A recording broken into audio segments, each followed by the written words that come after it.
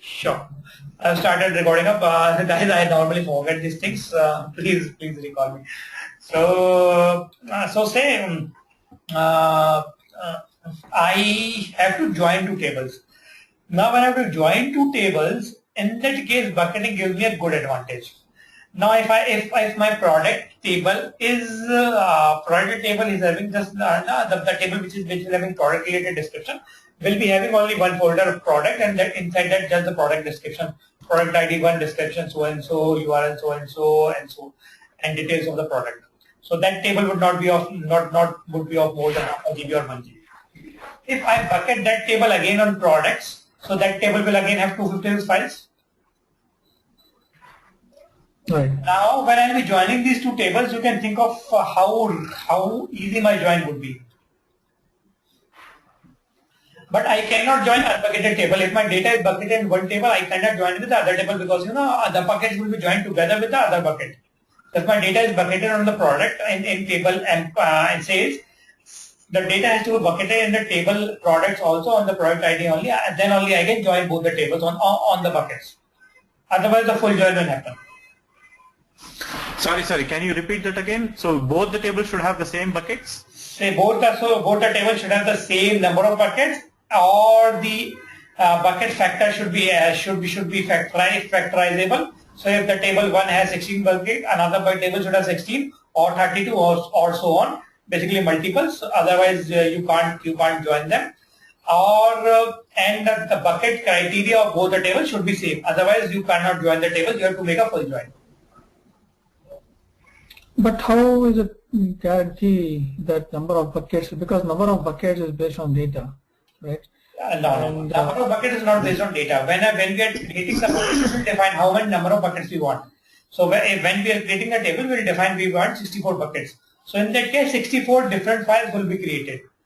It might be the case that it will be empty. It will be empty, but it will still there. Yeah. It might be empty, but it will still be there. So based on the hash keys uniqueness of your data or randomness of your data would be divided into those 64 buckets. Some buckets might be empty also, or there might be a case that you have a single product key, then all the data would be going in a single file. In that case, you are not bucketing your data on a correct criteria. Mm-hmm. But I think I understand from the point of how you actually modeling your data, the data in different buckets and partition, right? But there could also be an overhead of like how do we kind of like archive this old data, like purging, because database can take care of all those, in the management part of it. Like how do we manage this data? Like as I think like petabyte of data and gigabytes of data comes in every day, your file system just can explode because yeah. So in that's the reason I told you we can do archiving on partitions as well. So now when I'm sitting in 2015, what I say is archive partition where year equals to 2013. So all your buckets, all your data, months, days, everything would be archived just by archiving the top level partition of 2013. So that you have to design it in such a fashion that you can achieve all those things. So all those things you have to prior designing a system, you have to think all those things. So if you create a partition, first level partition based on year, second level partition based on month, third level partition based on your day, and fourth level partition based on your hours, or if your data is too huge, and bucket on your product key, then all you have to do is just archive your partition year equals 2013. Everything inside that is automatically archived. Yeah, but I remember like you saying that the queries and everything can also be run against the archive folders, right? Yes. Archive folders. Then why do we even actually want to explode them in the folder in the beginning, in the first place? We can actually create all the partitions and buckets and then do an archive so that we save all the disk space, right? So, Umesh, practically, for saving the disk space, you should be compressing your data. Because compressed data gives you other benefits as I told you in the previous classes. So it's not only saving the disk space, it also saves your IOs, and that saves your data processing also. So you should be definitely choosing the correct compression to save, not only save the disk space, but to save your processing power also. Basically to save your processing speed, not the power.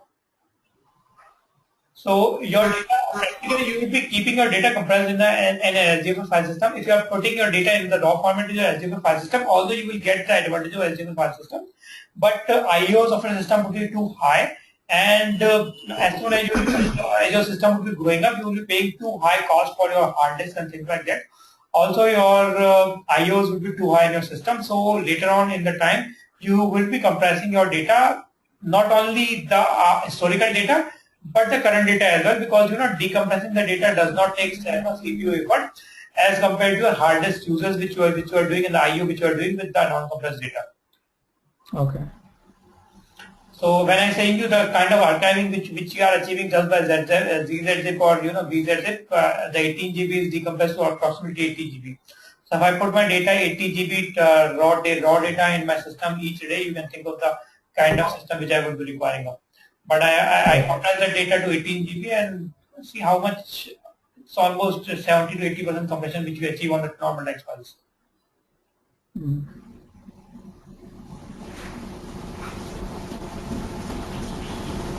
Okay, got it. Okay, sure. Hey Rajesh, so we were just discussing a few of the doubts which Gopin has. Good morning. So I think Chand would be joining in between something. Yeah, he just pinged me saying that he has some internet issues, so he will join shortly. Sure. Let's continue. Sure. Okay. So any other question anyone has before I start off the new topic? Okay. Okay, so let's talk about pig today. We talked about Hive. Hive gives us the advantage over MapReduce, that is easy to run, and it gives you a SQL kind of interface to your SGPS bot. And I think in the last class we discussed about the internal and external table, and one of you raised the question of deletion. I cross-checked one thing, and I think told one thing wrong in that class. If you create an internal table on the folder which is outside the Hive metadata or somewhere, and you create an internal table over there, or basically pointing to some other directory, and if you drop the internal table, if the user related access related permission error are not given up, and if you drop the table, your data would again be deleted up because that's the internal table. So I think that's so can you repeat that again? When will it be deleted again? So in a simple word, I can say internal data, if you create any internal table and you drop that, the data will always be deleted up if until unless Hive gets an error because Hive user is trying to delete the data and the data is not have a permission to get deleted by the Hive user. Only in that scenario you might get an error. Otherwise your data from an internal table will always be deleted up if the table is internal. Okay.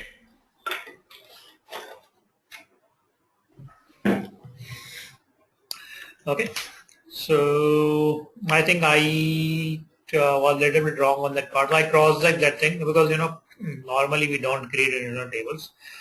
We play with the tables and on the fly and drop them.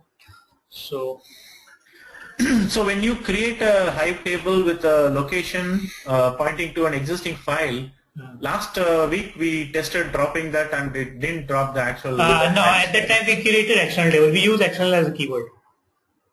No, we didn't. Yeah, we did. We can try that out again. You can try that out again, but that was external table. If we can cross check again, but that was external table. Okay. Okay. Hi, Miraj. Hi, Basha. Yeah, hi. Are you sharing your screen? Yes. So we were till now discussing the different queries which people had. So we are just about to start. You have joined at the correct moment of time. Okay. Yes. So I hope everyone can see my screen now. Yes. Okay. So with the beauty of Hive, Hive creates a MapReduce job for us and transparent to us, and do all the data processing for us. Only the thing which is required is your data is in a format on which you can create table kind of structure. So basically your data is structured. Basically, it's not unstructured kind of data. Otherwise, it's little difficult for you to create the tables with the Hive. Although you can do You can always achieve those things by a number of things, but your data should be. With the Pig is again a technology which or a framework which helps you to process your data. The learning curve is very less over here. It's a small scripting language where you can do n number of, but it's very powerful, and you can do data processing with the help of Pig. And the beauty of Pig over Hive is even if your data is semi-structured kind of thing, or even if it's unstructured, Pig would be easier for you to process your data as compared to Hive, which data is unstructured, or if you want to create dynamic schemas on the fly. What are dynamic schemas? We will talk about that thing in some time. Pig was started in Yahoo as a research project, and now almost 30 to 40% of Yahoo jobs are running on Pig. And a Pig as a backend would again create your MapReduce job as Hive was doing up. And only the difference in terms of framework, in terms of technology, Pig is a scripting kind of language, Hive is a SQL kind of language. So the syntax of Hive were very easy for you to bug up. For Pig also, it's normal English type syntax, scripting language. So it won't be any difficulty for you to understand those syntaxes also, and remember them. So in this slide, I'm just talking about a few of the problems which you people face when you have to process your data with the help of MapReduce. So if the flow of MapReduce is pretty rigid, you have to run mapper and then the reducer and so on. But you have to do the joins or unions or split your data or produce these kind of chains. Although everything is possible in MapReduce, but you have to write complex codes for all these things. But these things can be very easily achieved in Pig by simple keywords like join, filter, projection, aggregation, sorting, listing, things like that. So, but in MapReduce, all these things could be achieved, but you can think of the complexity which would be required of to write a Java code for doing these things in the MapReduce code. Then, semantics are hidden inside the MapReduce function, difficult to maintain. So again, these MapReduce functions, there's a difficulty to maintain, extend, optimize the code and things like that. But all these things are automatically done by Pig for you. So optimization and handling the skewed data, all those things are automatically done by the Pig for you. So let's look into one of the examples that will give you a deeper insight of this scripting language. Then we'll look into the different syntaxes. So in the first slide, don't worry about the syntaxes, but let's understand the concept of Pig and how basically the processing happens. So this is a problem statement which we are trying to solve. We have to find out top 10 most visited pages in each category. So again, this very normal criteria of clickstream data. We have a clickstream data, and based on that clickstream data is of some might be of some search engine or something. And now we are trying to find out which are the top 10 most visited pages in each category.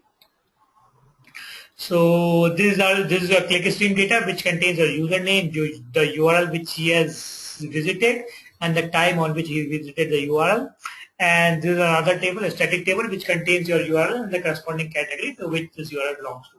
So we have two data files, which one file has your visits related data, another file has your URL related information, the category of the URL.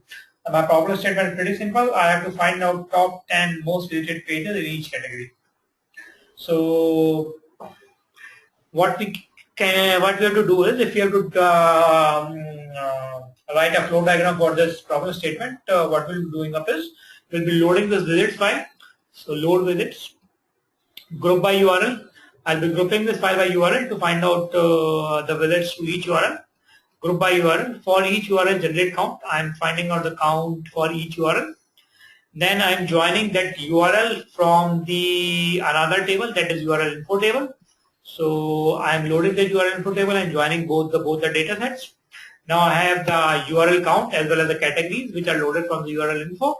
and I am grouping the data by category and producing the results for top 10 URLs or each category. So this is a data flow diagram which I'll be drawing up for this problem statement. Everyone agrees? Right? Right. So this could be achieved with pick, this could be achieved with MapReduce, this could be achieved with a Hive also. But let's look at how easier it is to achieve this data flow diagram or this problem statement.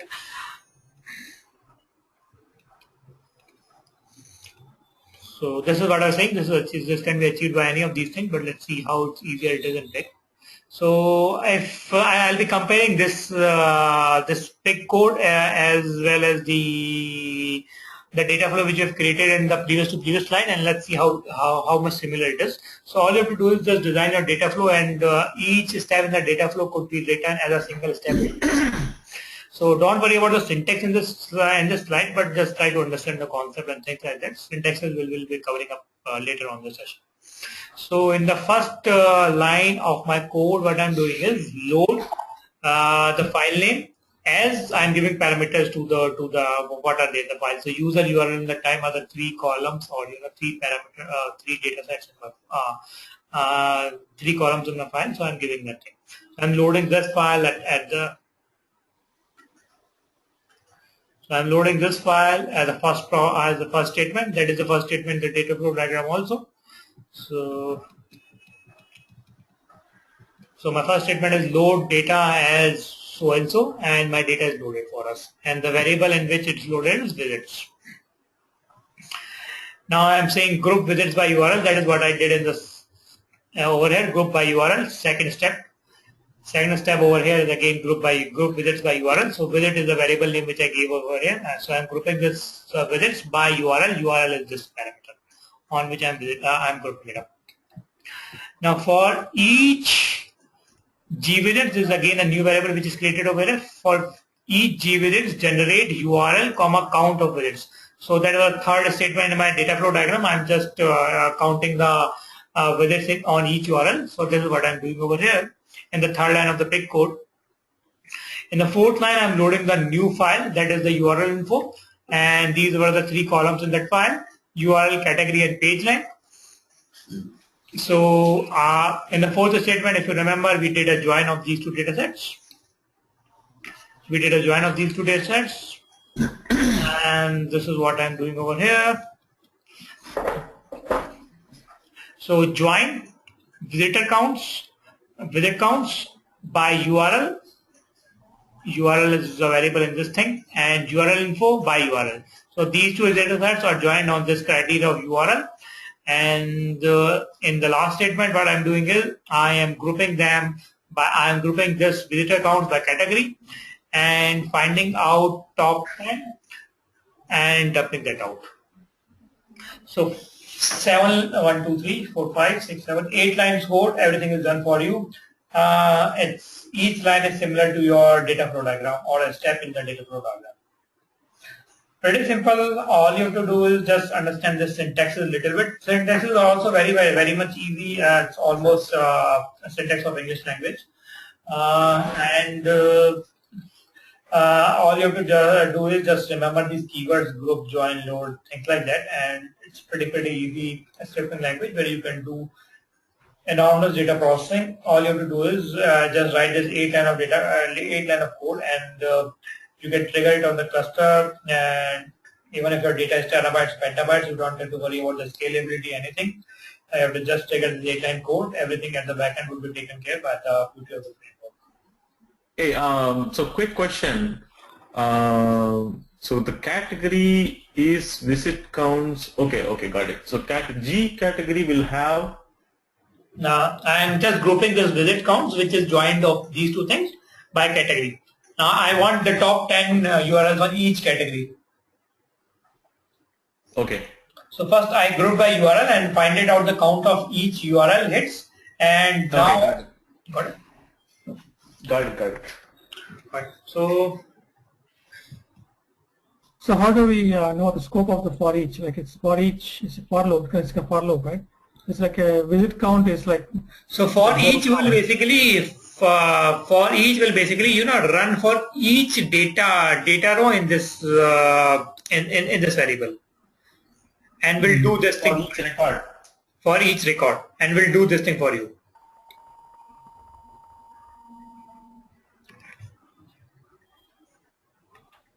So all these things will be clear up by the end of the session. So what for each do's, we'll look into the example of for each, and I'll run all those things. So don't worry about the syntaxes on this slide, but try to understand the easiness of the language. It's just 8-line course, pretty simple English, and everything is done for you. We'll look into for each, group, join, load, everything in detail.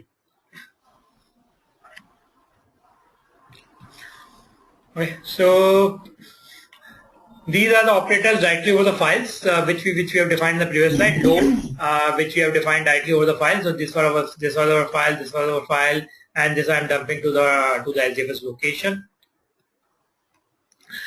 Here I have defined a schema, which is an optional thing. If I have not defined this schema, even that this will work, the load will work. How that works, we will talk about that thing in some time. So this is how we can define the schema, or this is an optional parameter. But in Hive, if you remember in the last session, you people were loading that what was the table? One table with a lot of columns, and I think someone has raised a question also: do we have to give the name of everything? So this thing is easy over here. The schema is dynamic, so and optional. So even if you don't define the schema, you can do the thing. So if you load that file by pick, you run to define all those columns which you have defined in Hive. This is a user-defined function top, which is UDF, what we call UDF. I hope you remember we discussed UDF in Hive also. So this is a user-defined function which is there, and there are other functions also. And if you have to write the same program in MapReduce, this is a complex program which is required up. Although there is nothing visible on this slide, but this just gives a glimpse of you have to write that thing. You have to create such a big MapReduce program.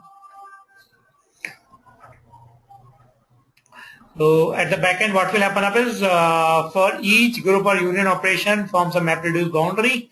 So this is your one map which will be created up. This is your one reducer which will be created up. Again, a map which will be created over here. This is another reducer, a third MapReduce. So these three MapReduce cycles which run in one by one, and will do all the data processing for you.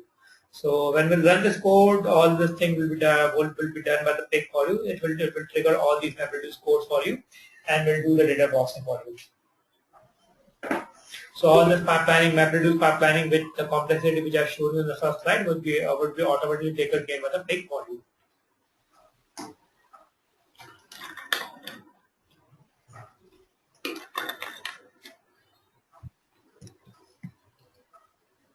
Let's look into another similar problem, and then we'll look into the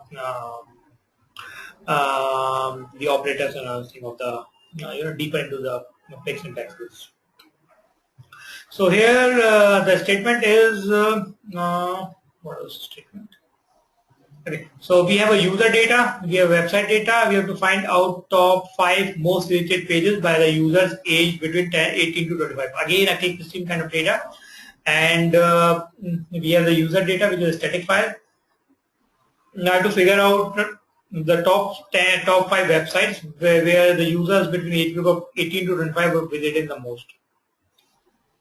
So again, a similar kind of data flow diagram which will be required to do this data processing. I have to load the users table, filter them by age. I have to load the pages. I have to join them by the user ID or the username. And group by URL, count clicks, order by clicks, dump top 5, and that will produce the top 5 clicks for the users in the age group of 18 to 25. So if I have to write the pick code for this thing, it's again pretty similar. So what I will be doing is load users. Users is equals to load and the file which I have to load up. Filter. So all I have to do is filter is a keyword in the pick, filter by so and so parameter, load the another file, join them based on the username, group, count, order, limit. These are the keywords which I have to use of the pick language, and everything would be done for me. So if I can design this data flow diagram, I can pretty easily write the pick code and or in most of the cases you will find out your diagram would be the lines of the code in the pig would be almost similar to your data flow diagram which you designed. And this is how your job bundle would look like. Some what we discussed in the previous slide. Job 1, job 2, job 3. Basically your map and reduce parts, which will be triggered up, and your program will look something like this. So load users using pig storage. I will talk about that thing. And I'm defining these are the two columns in my file. That is the username and the age. Filtering them based on the age. So age is the name which I gave to the second column in my users file. And now I'm filtering users, that is this variable based on age. Now I'm using this. I'm loading another file called pages. That is again two columns, user and the URL. So this is a username which is similar to this username which I'm loading over here. And now I'm joining them by filtered. This is a filtered parameter which filtered variable which is stated over here. So filtered by name and the pages by URL, because the name which I gave for the user ID over here is the name. I'm joining them, grouping them by the URL. For each group, generating group count of joined as clicks. So for each, don't worry about this thing right now, but try to understand only one thing, that here I'm trying to find out the number of clicks. Later on, I have ordered the clicks and done the top 5 sites on the file. So what is this group? I'll talk about that thing again in the group variable, which we'll be discussing up in the next few slides. So this is a thing which is created up when we do the group in the pig. Let me show you run this, and that will give you a little bit more feel. So give me a sec. Let me go back to the footy. Okay. So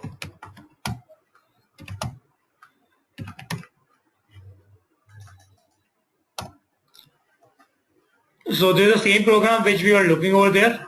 I'm just deleting the output directory over here and then loading the users file. I'll show you this file. And using pig storage, basically pig storage is a way to tell that my data is delimited by not by tab but by something else. So in that case, I have to specify what is the delimiter. So here I am defining the delimiter in my file for each column is comma. And I'm filtering this, which I was doing over there, loading the page, which is this file. I'll just show you both these files. Joining these two data sets, grouping them on URL, and finding out the number of clicks, ordering them, descending, finding out top 5, and just dumping them to this location.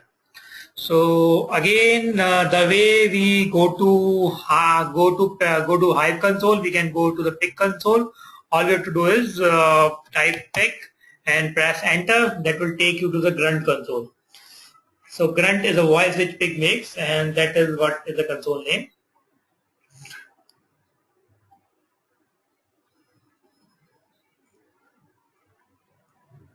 And I am at the grunt console. What console again? Is it Grunt. Grunt console. Okay. Grunt is the voice which pig makes. So the console name is grunt, and how to go over there? Just type pig, and that will take you to the grunt console. So I'm just running that. So by the time it's running up, let me show you these two files. Okay, it gave an error. Okay, input part does not exist. User udp pig data pages. Okay, I'll just cross check with this data, if this file is lying over there or not. So in the meantime, let me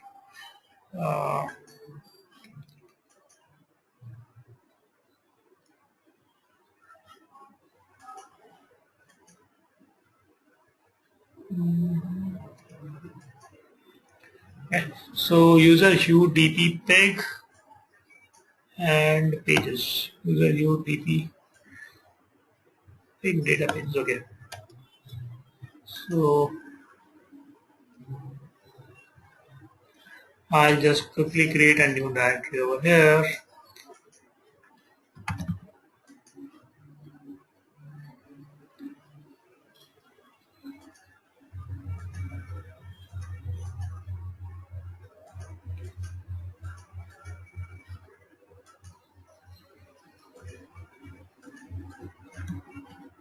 There is a pages, right? So you're moving it into that directory. Yeah, into the data directory, yes.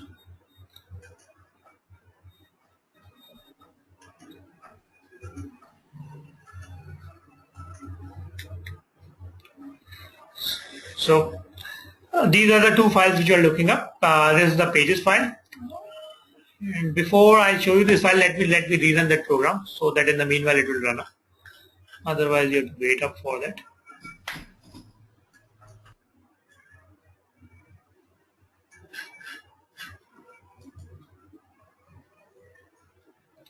So I'm just running that at the back end. Give me a sec so that will keep on running up. Okay, it has started. So there's a file which has a username and the website which he or she has visited. Username or the user ID, you can say anything. Naveen visited google.com, Neha visited designpathshala.com, Prabha visited designpathshala.com, and so on.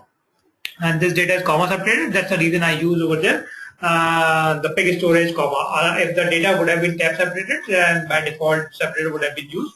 In that case, I don't have to define the pig storage. But if your data is separated by any other character, you have to use or load it with the help of pig storage or dump it with the help of pig storage. And the other file is my user info. That is your users. And here the username which was there in the file and the corresponding age. So these are the two columns in this file. So let me go back over there to the putty in the mean.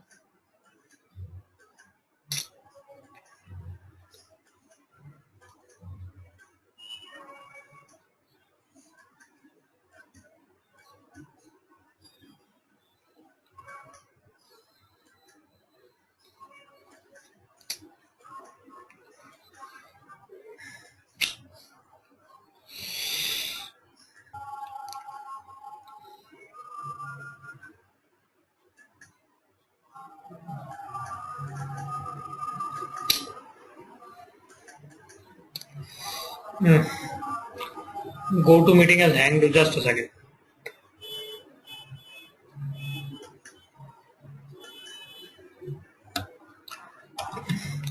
Can you see my screen?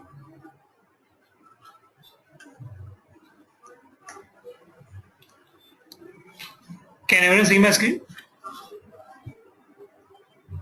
Not yet. No. Actually, it hanged. No. No. Yeah, now we can see. Okay, cool. So it's still running up.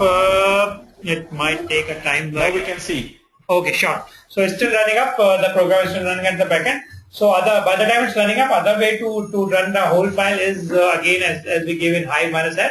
Here also you can give pig -f and give the whole file name. So that will run up. So it's running the different MapReduce cycles or whole chain for you at the backend and doing everything for you. And in meanwhile, it will dump the data into the output directory what we have defined over there in the program. So it's creating different jars for each job. It will create a jar for that job and will do the processing for you. So it has created this jar. Prior to this, also it has created some other jars. So this is again quick question. Yeah. So if pig is more powerful in such sense, then why do we use hive? So both the things are different in different for different things. Basically, not different things, but both. First thing is both the technologies are from different evolved from different companies. They have their advantages in them.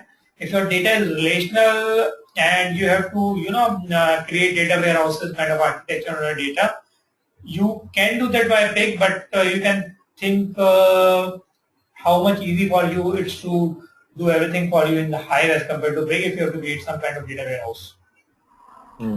If you have to do data processing on the fly, you can think of how easy it is for you in the pig because you don't have to define such a big schema which you were doing for that small Excel in the last task, and that thing would have been done pretty easily by the pig. How I'll just talk about that thing, but could have been very easy. So based on what you want to do, both the technologies are very much powerful. You can use anything, even if you can use MapReduce also. But based on the condition, the problem statement, you would be choosing precisely. And till now, we are not talking about Hadoop streaming. that is again a powerful thing to deal with the data.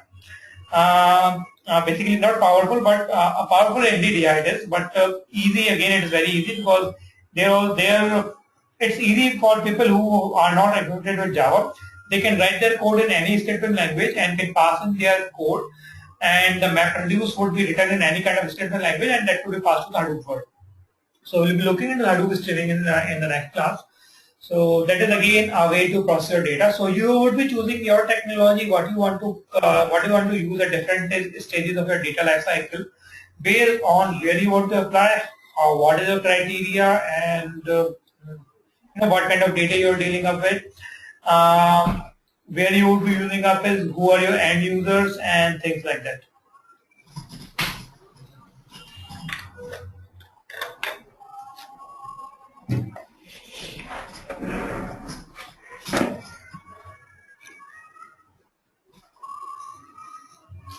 So although it might look like it's pretty slow for you right now, but it's extremely powerful and extremely fast when you run it on big data sets. Even few of the things which are not possible with, or which takes hours in Hive, we have achieved in few minutes in Pig. I'll tell you an example when we cover up with Pig session. Few of the things which we achieved in few minutes in the Pig, which were taking more than 2.5 to 3 hours in Hive for us.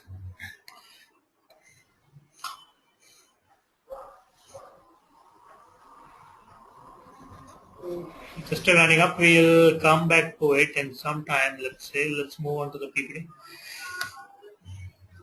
Right, so it will run up at the backend. So first thing which you have to remember is it's a DAG. You can't create cycles over here. It's DAG. There are no loops or if statements possible in this scripting language. Mostly used for data pipelining. So right now, if you have seen in the previous two examples which I was shown to you, we were creating a data pipeline kind of thing where we are creating variables one by one, and you are piping the data from one variable to another and so on. So joining in between two different things. So and at the end of the pipeline, we were collecting the desired output. So Pig is mostly used where you have to create data pipelines for it. You said there is no for loops, but we are using for each, right? That is okay. That is not a for loop. That is for each record in the data set. Which is same. I mean, in most sense, it's the same, right? As for loop. No. So if I have to write a for loop in Java, I say for I is equals to 0, I is less than 10, I plus plus.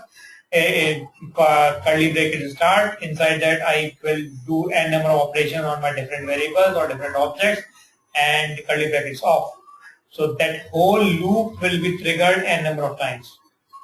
Here I am just running that or doing some operation on the each row, not on n number of things.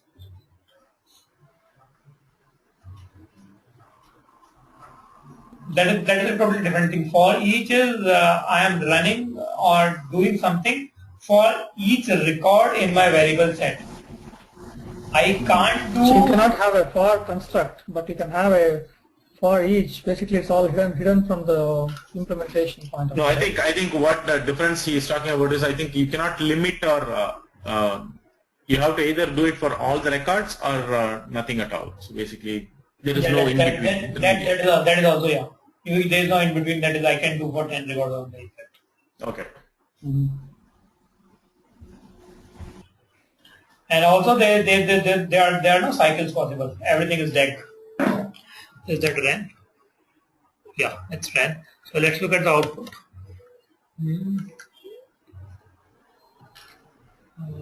Okay. Data output. Top 5 sites. Again, the file name you can see part R000. Reducer has created this file. So top 5 sites. Design Pathshala with 9 users between that age group. Google.com, Gmail, Yahoo, Reddit. 5 sites which were printed over here. The default are tab separated because while dumping I have not used the Pig storage.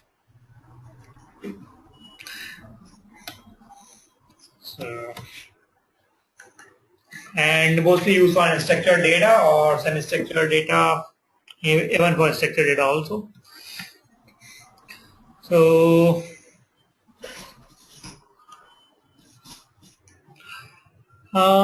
more controlled to process various data types supported. We'll look into the data sets in some time. Schema supports, user-defined function supported. Okay, so this is a pretty interesting thing. Why Yahoo came up with the name Pig for this language. So these are the five, 4 different things what they say why they have named this Pig. First thing is Pig can eat anything. So in the same way, this can eat any kind of data, be it relational, be it nested, be it unstructured, be it structured, any kind of data. This Pig can eat it. Pig can live anywhere. Loves to live in the dirty environment, or in kind of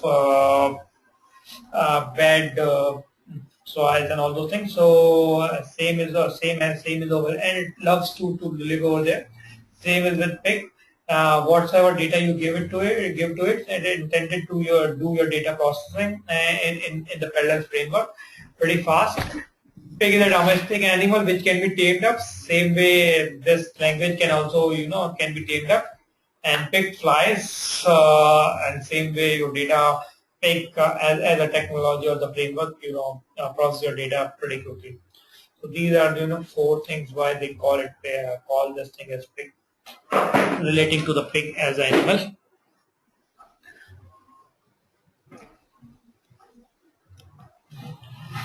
So these are the different data types supported over here: int, long, float, double, char, byte array, boolean, datetime. I hope everything is self-explainable on the simple types. I'll talk about the complex types which are shown in the next part of this table, but the simple types are all self-explanatory: int, long, float, double, char, byte, boolean, datetime. Tuple is a set of ordered fields. So as you can see over here, it's 19,2. So this is a tuple, or a kind of ordered set of fields, which is called tuple in Pig. Bag is nothing but a collection of tuples. So in a bag there can be a number of tuples, and map is again a key and value pair. So these are the 3 complex types also supported by Pig. One is called tuple, one is called bag, and one is called map. Tuple is nothing but a kind of ordered set of similar fields. The bag could be a collection of tuples, and map is a key and value pair. In map, key and value pairs are separated by hash.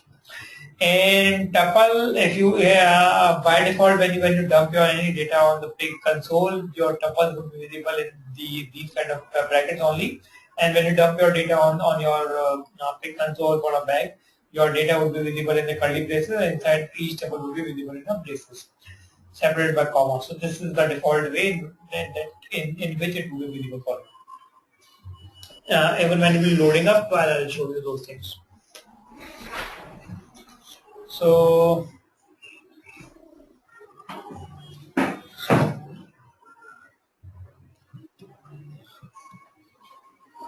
this is again an example of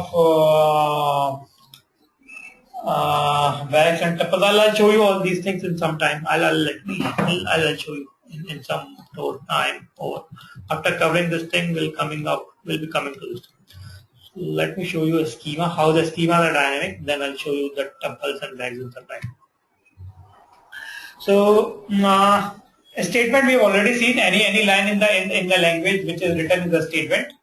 And in each statement you will be defining the output of a statement to a variable, and that variable would be representing the result set of the statement. There is no limit to number of statements which I can write in the whole program. I can write a number of statements, and that will create your data flow pipeline, and will do the data processing based on the number of statements in your whole file.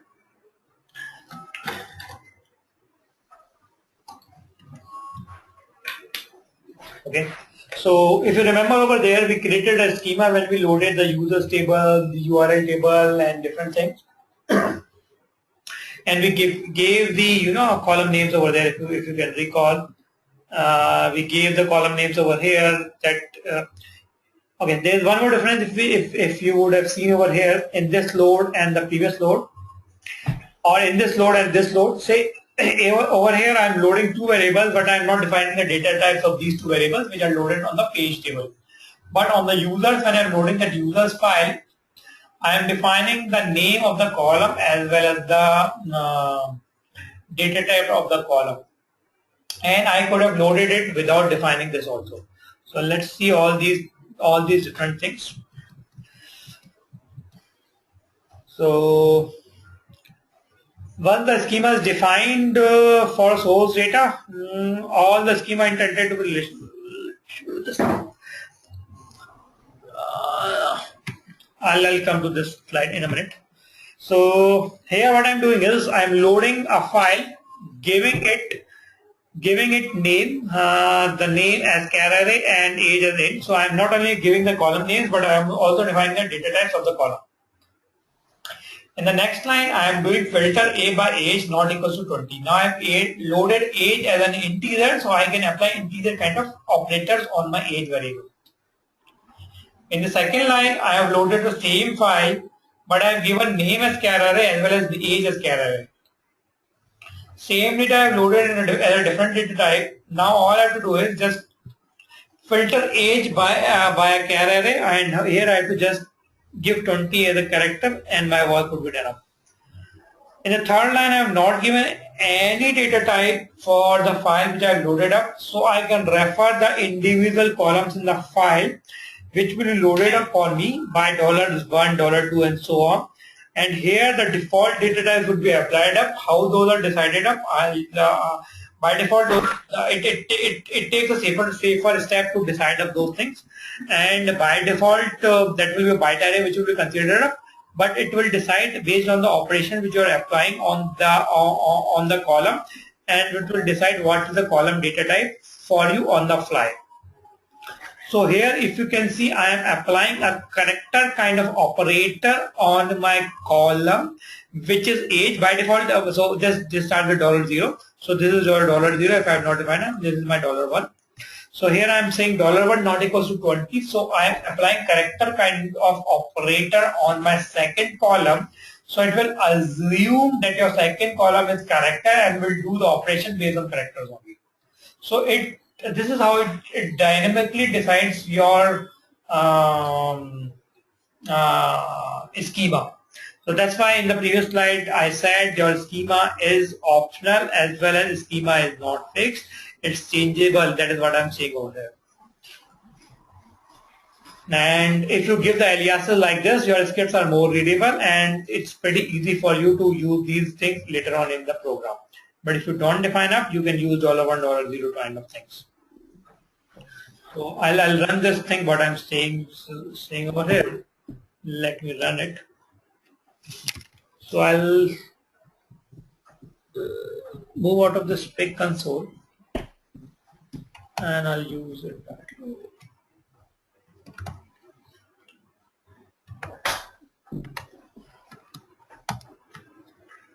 Okay. Let me duplicate the session.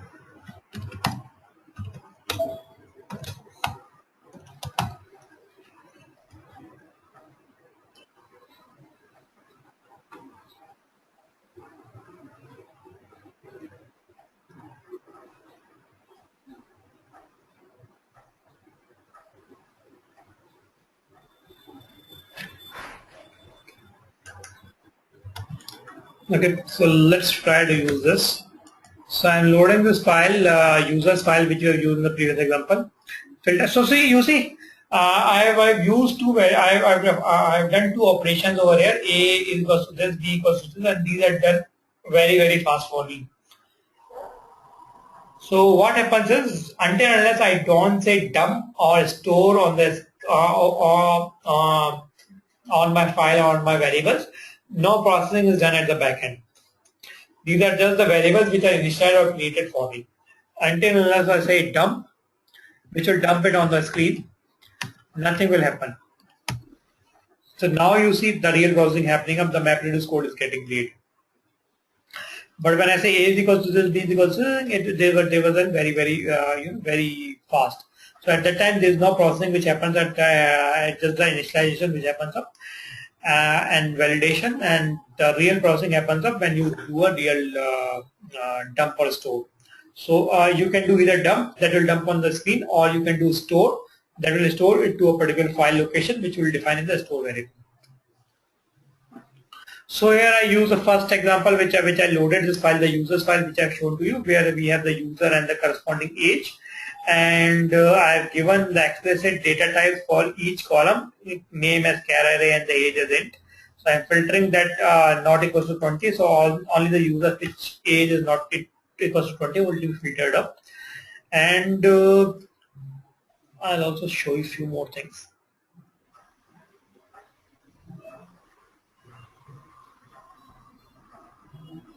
So see, all the users are there, only the user with the age 20 are filtered up.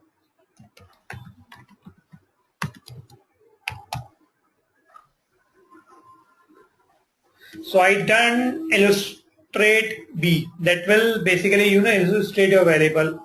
So if your variable is derived variable, that will not only illustrate your derived variable, but the parent variables also, and also show you some of the sample data sets which are which will make you look into the thing. So if I have defined a schema, you can see A is loaded as name as char array and age as int. Big name as char array and age as int. Oh, sorry, B name as char array and age as int. Now let's try to do this thing.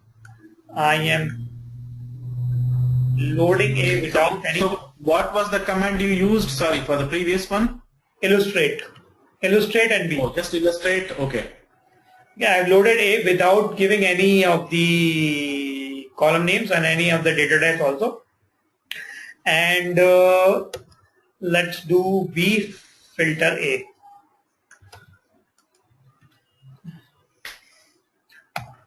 Now see, I've got the warning.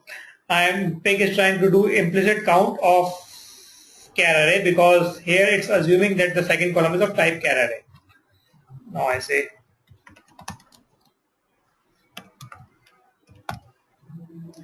the schema of A is unknown, because A is, I have not defined anything, so this time A says the schema of A is unknown. The schema of B is unknown. As nothing is known over here, but even though nothing, the schema is not known, Pig will do the processing for you. If I say dump B, sorry.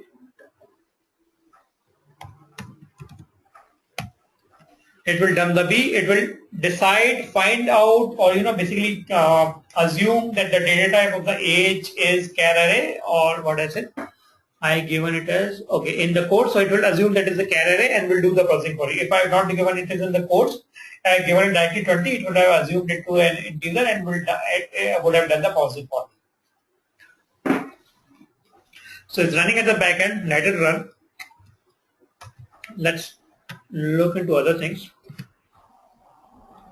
So let's look into the deeper of all these things, how the schema is decided on the fly.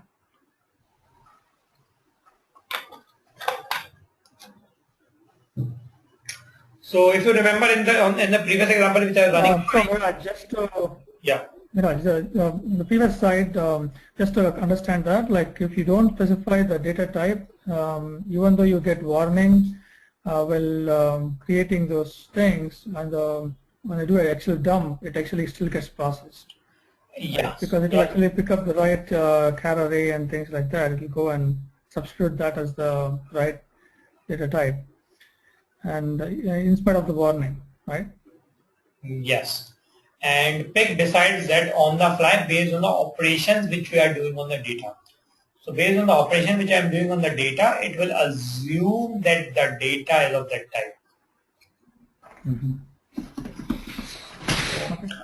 In this example, it will be more clear to you in this example. So there are different operations which I am doing on the different columns. So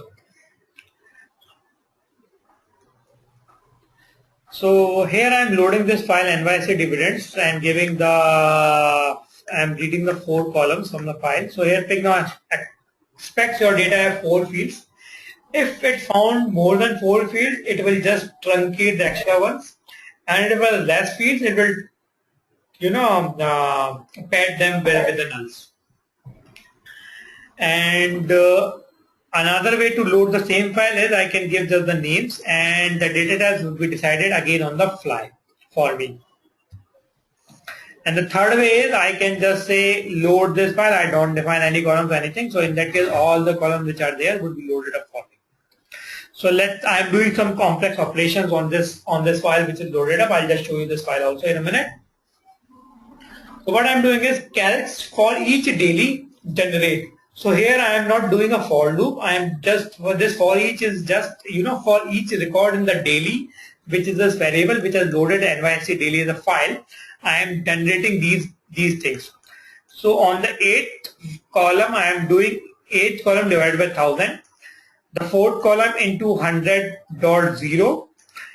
The first column I am doing some string, and I am doing some subtraction on the 7th and the 4th column. It will start with 0. That's why I'm saying one column ahead on each of the operations. So I'm doing this 1, 2, 3, and 4 operations on my loaded file that is called NYSE daily.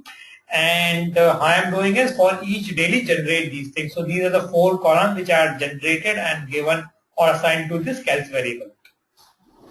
So let me show you this NYSE daily file before going ahead.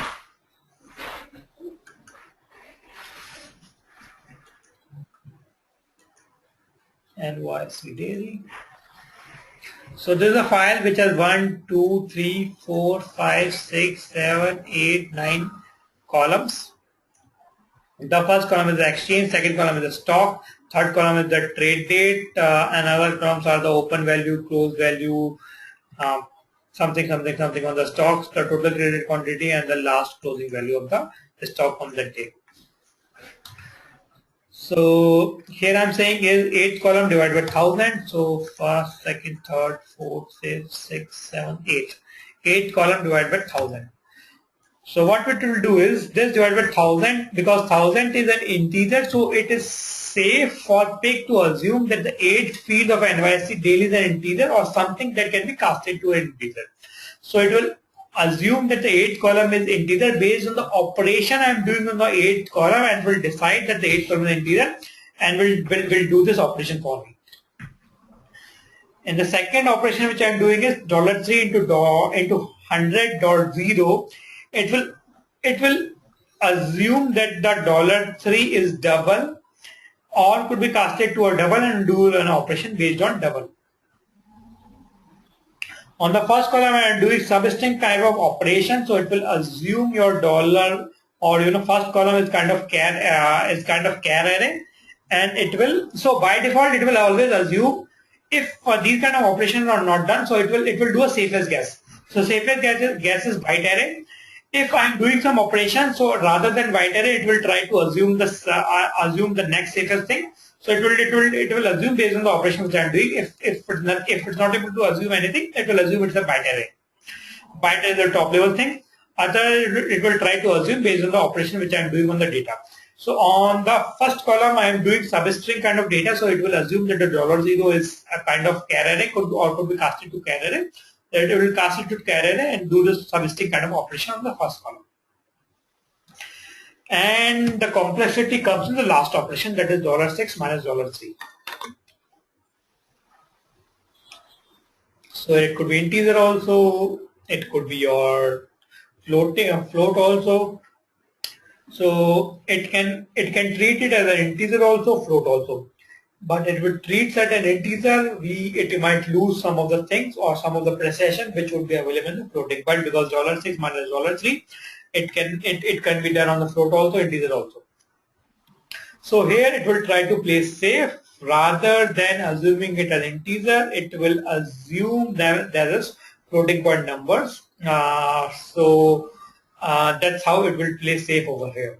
In assuming column 6 and column 3, column 7 and column 4.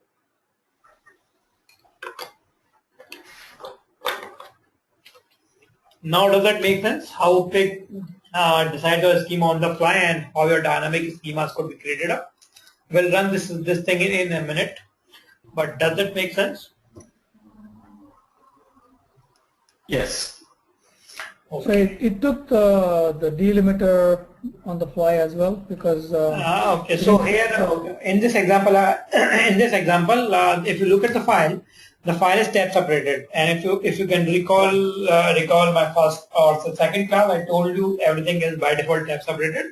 But if you have to choose any other separated, you have to define them. So same is applicable over here. The file is tab separated, so it will load my column based on the tab separation. Okay. Okay, so let's try to run it again. So what we ran previously. Okay, I think we ran that B dump B, so that is dumped over here again. So let's try to run this thing.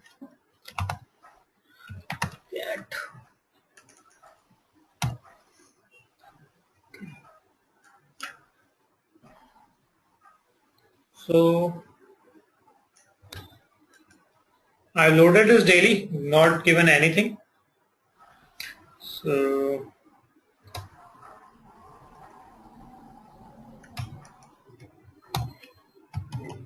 see, it gave all those warnings. Dump.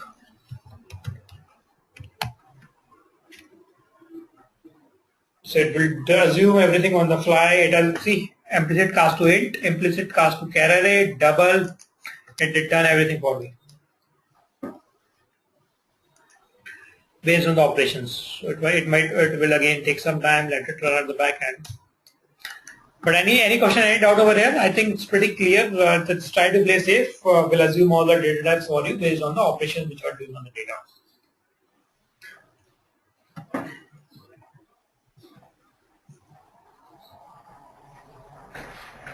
So this is what I was saying. Every attribute is always interpreted as byte array without further type definition.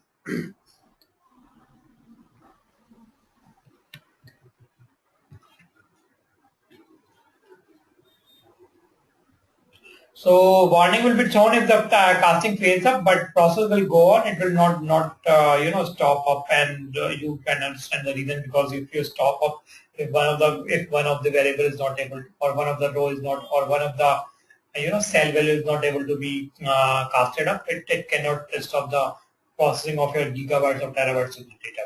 So it will just be replaced with the null, and rest of the processing would keep on going up.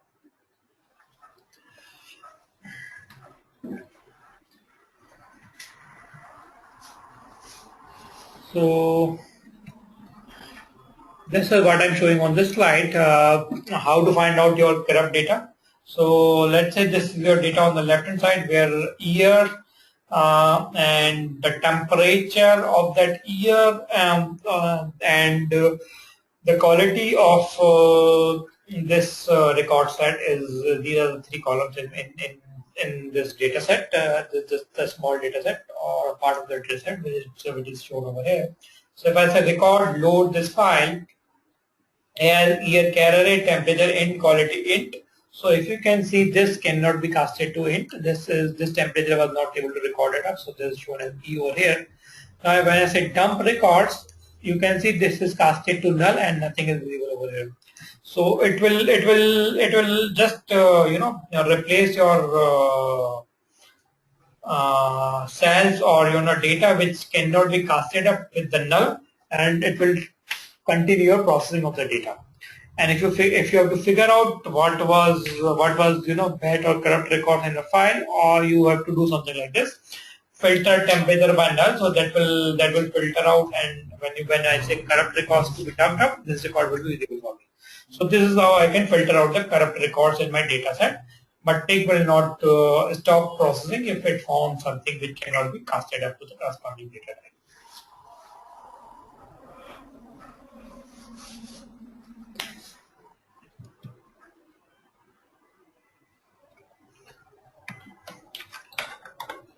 Okay. Please listen to this. Very much required. You might be wasting half an hour or an hour, and later on you will figure out that you are doing mistake in the case only. So few things are case sensitive over here, few things are case insensitive over here. Keywords are not case sensitive, so if I can write load as this also, I can write load as this also.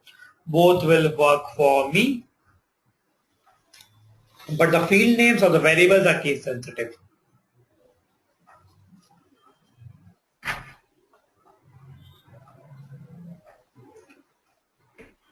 Makes sense? So if I say A is equals to load foo, I cannot say dump a small a. A small a it will not be able to figure out or find out. Similarly, if you create any UDFs, those are again case sensitive. I can't say count as this, So both of them are not same. So keywords are case sensitive. Your file names are keywords are not case sensitive. Your file names and as in SDFS. Keywords are not case sensitive, but your fields are case sensitive, and UDFs are case sensitive. So that thing you have to take care and remember whenever you are creating any variable that is case sensitive.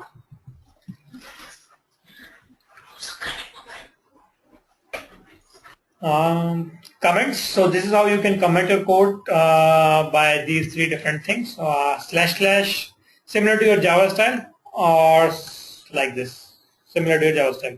This is also comment after in between the line also.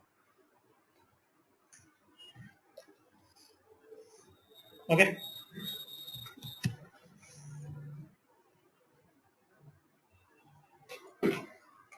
So now we'll look into all those functions for operators which we're looking in the previous slides or the examples one by one. Eval functions, filter functions, comparison, load, store, and user-defined functions also.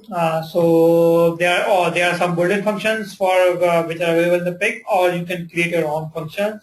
There's a jar which is available in the PIC called piggybank.jar that also contains lot of functions which you can use up, and if you have to create your own, you can create your UDFs. So we'll be looking into all these functions: filtering, comparison, load, store, and PIC functions and UDFs. So store, as we have used in the previous example, store is nothing but will store your processed variable or processed data into the location which I am defining. And using PIC storage will ensure that your columns are separated by comma rather than default tab. And if I use dump, which I've used in the previous example which I've shown to you, that will dump on the console. Store will restore into a SDFS location. So your data processing will really happen when you either store your data or you dump your data. Before that, no data processing happens on your data.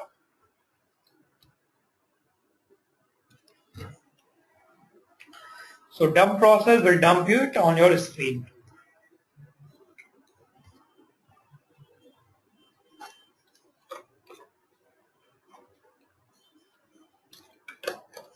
Anything till now? It's going too fast, or it's pretty easy, or how it's going on?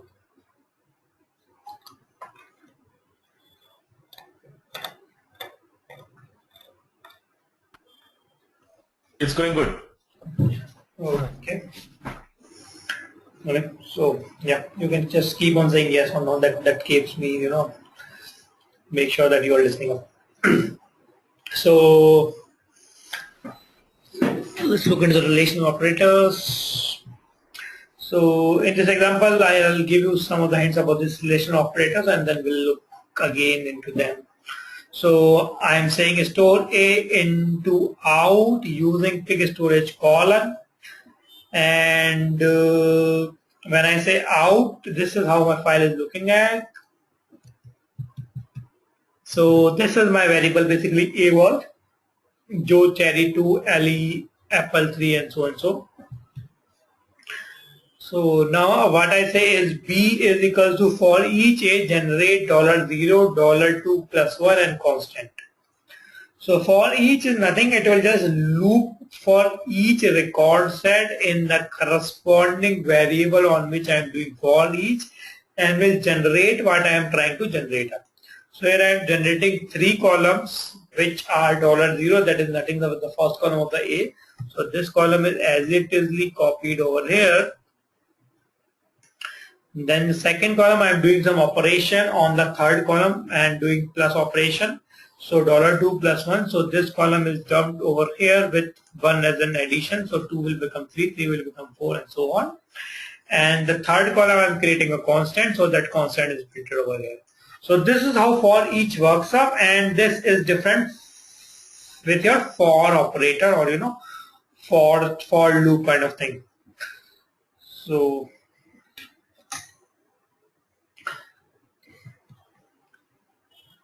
now this is how your joins work up. So this is your A, this is your B. Let me see. Okay. Your A has 2 tie, 4 code, 3 head, 1 staff, 0, 2, hang 4, eve, hang 2, so and so. I'm joining A by first column and B by second column. So 2 will be joined up with the 2 of this thing. So it will come up hang 2, 2 tie, 2 tie. Okay, there are 2 2s. Okay, there are 2 2s. So 2 rows for 2 and 3 and 4, and 1 is not printed up because there is no join for that. So inner join is the thing which is happened over here, and the 0 will also not be available up because there is an inner join. So this is how your joins happen up based on the criteria which we define up. So we are joining it. It's similar to when I say select stars from table, so in table A comma table B, where A dot ID equals to B dot ID. So I'm joining A and B, or inner join. So this is the inner join which I'm doing over here. Similarly, there are left outer join and right outer joins also. We'll talk about them in the joins part, but this is how your joins happen, and when you join the data. Now co-group will look later on.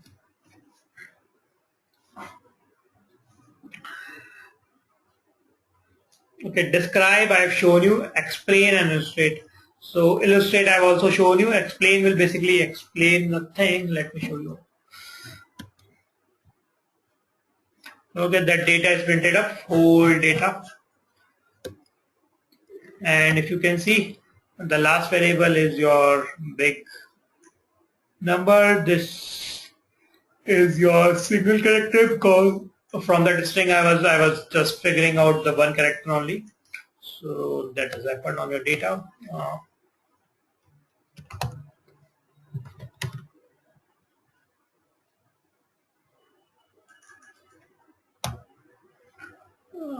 Let me load this.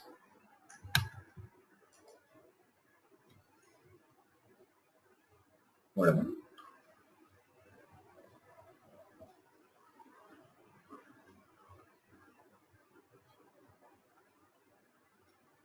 Okay, so let me use these things. So describe will describe a variable which we have seen previously. So see A, I have defined this is the data set which I have defined for A. So this is how A is defined up. And if I say B is equals to filter A by $120, so if I say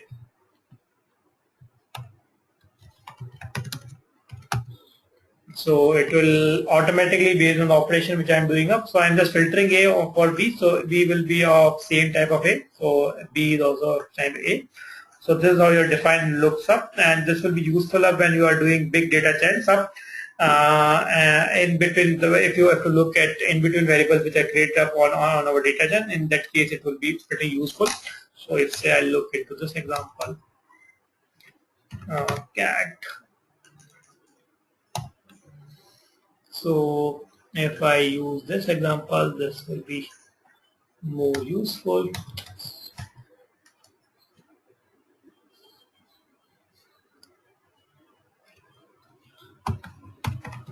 Now if say I have to look at how my joined is, so say filtered, and these are the variables in my join, but looking over here it's difficult for me to assume what will be type of my join. So this is the use of describe. Illustrate will illustrate your variable, which you have just seen few minutes back. So when I say illustrate, it will take the data set from both the things from where it's derived. And so say joined was derived from users, was filtered, and then filtered was joined with pages, and then the joint come up. So this is how joint will be set up, and there is one sample data which is taken from all of these data sets to illustrate join for you. So this is how your illustrate and explain will basically explain the things. Similar to your explain plan, which you have looked into high. So this is how your explain works up. It will tell you the whole flow, or the explain plan, how your join will be derived. So if you have to look to your, if you have to look the plan, how that will be derived up, the variable will be derived up, you can look with the help of explain. Similarly in the Hive, I am not sure whether I told you or not. Explain, you can explain your query in the Hive also. If you say explain and give the query, it will explain the path, or how the query will be derived up in Hive also.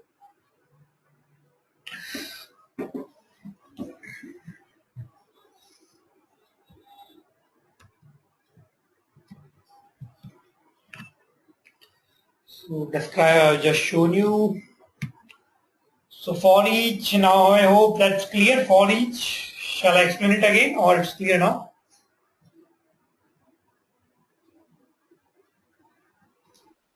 It's clear. It's clear now. Yeah, it's clear. Okay. So here, just few more things. So rather than, so say I have now loaded this NYC daily with all these things. Now I have to say generate anything prior to open. So exchange symbol date and the open price.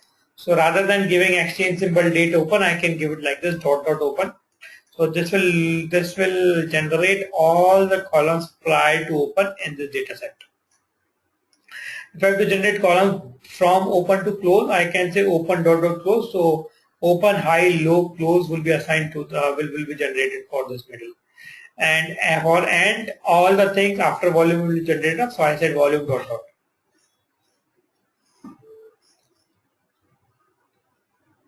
So this is a way how I can write up in a short form. Filter, as the name suggests, you can filter your variables. So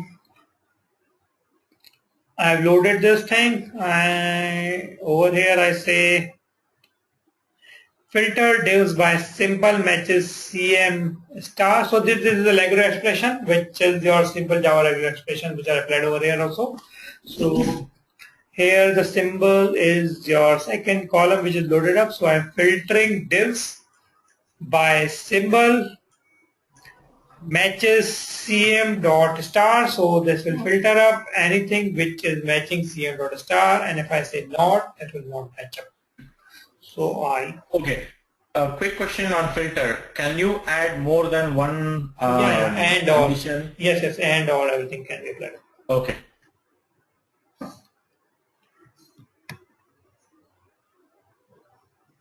And you can say not symbol matches, so that will be not criteria.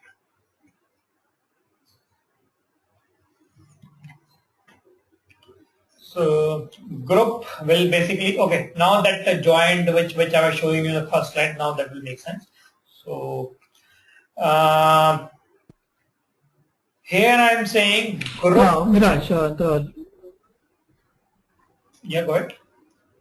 the load, I saw like the two usage, right? One is making just load with the path of the file, and I see here you only do So this is just an example which I'm showing you. Practically you will be given the file path only. This is just an example which I'm showing. Okay, because I thought like you showed me some 4 file name, so Okay. that's it. No. And just to make this syntax a little bit smaller to fit over here. That's all. Okay. Otherwise, practically you will be given a file name only, for file path only. So load NYC daily as exchange or comma stock. I am saying group daily by stock. Let's run it over there. Let's any example of a group. Yeah, it's there. Cat filter. I hope you don't want to see. It's the same thing which I've shown over there. Cat. Okay.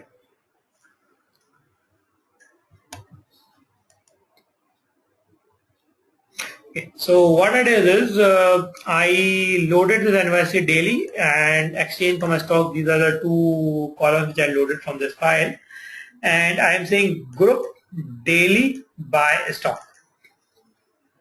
Now let's say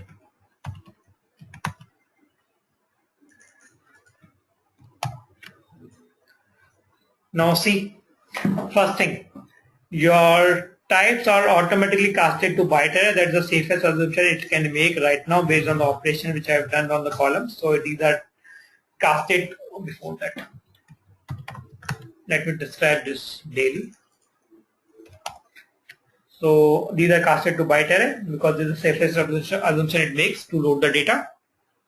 So these are the byte array it's assumed. Now I say group daily by stock. So it will group your stock by group your daily by stock. So it will create a bag which will contain two things. One is your group ID that will named as a group always, and that will be type of your group criteria. So here I was grouping on the stock and that was of type byte array. So the group is of type byte array, and inside that there will be a bag again whose name will be your variable name from which it was derived up, and that will contain your real data set. So your group will always be created up, and that is the key for your bag. So that is what I've used in the previous first example, and which I have not explained it over there. So when you do group of anything, your bag will contain the group name, and that will always be referred by group. And inside that there will be another bag that will be referred by the variable from which this group will be group is derived up. So that is daily over here, and inside the daily your whole bag will be there of the daily tag. So for each group, so now this line will make sense to you, which I have skipped in the first example. For each group, this variable generate group. So this group is a column inside this group. You can see I have shown you. So I am generating group and count daily, counts of daily. So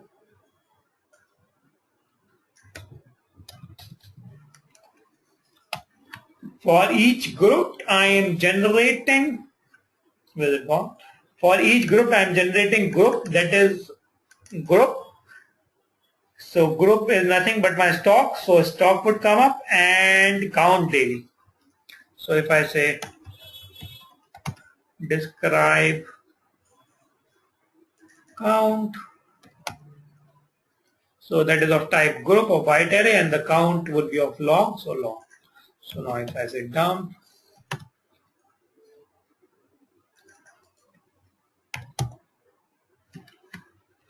so by the time it's running up, any other questions? It's making sense, or it's going little complex?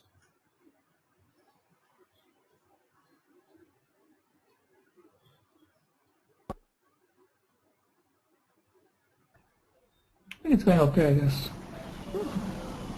So only the thing in the group you have to remember is this group as that contains the bag, and that will have the derived thing from which it was grouped up.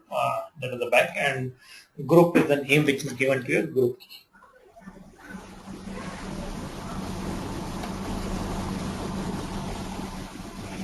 So this will generate group and the counts of the daily inside that. So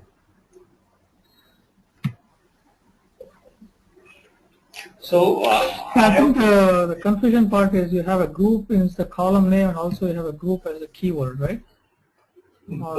No. Yeah. Yes. Okay, so basically you load the data into the daily, and then you try to group daily by stock. That group there is what? Is it actually a group? You are basically grouping Based on the all the. position, this is a keyword also, and mm, the operation also. So here I am doing group daily by stock, and here I am generating. So generate group. Group is a column inside this group. So group comma count of daily. Mhm.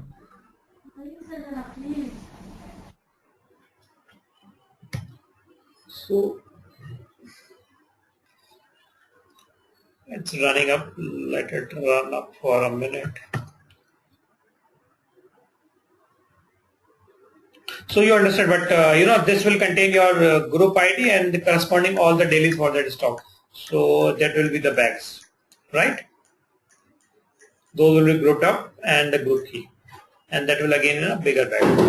So this is how data will look like for this group variable. And the count will produce the group, that is the stock name, and the count of these dailies. So if this is 10, so this will produce 10. So Miraj, when we define variables here, we don't define the data type, correct? Yeah, it's your wish. That's why I said it's dynamic and it's optional. Okay. So it's more like, in JavaScript also we have this variable, we don't. Yeah, We don't scripting define language. any. Yeah, this is a scripting language. So it's similar to your any other scripting language. You don't define your data type for your variables in most of the scripting languages. It's similar over here. Okay.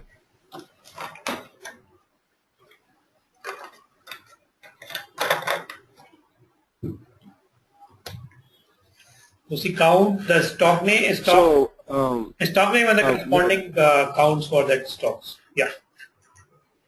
Miraj, can you go back to the previous slide? Okay, sure. Just a minute. Just.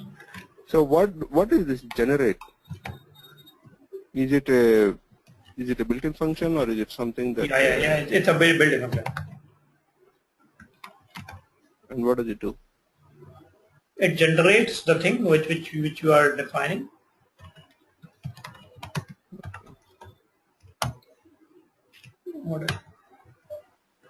This generate will basically so this is a pair of keywords for each generate. So for each of this thing, generate this thing. Okay. Okay. Okay. So basically, for each a record of group D, I mean GRPD, whatever, Yeah, we generate. these two things. So I was just trying to illustrate it. What I typed over DSC. What is it? DSC.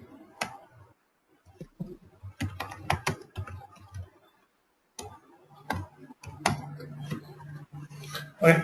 So daily, and then what are the next thing?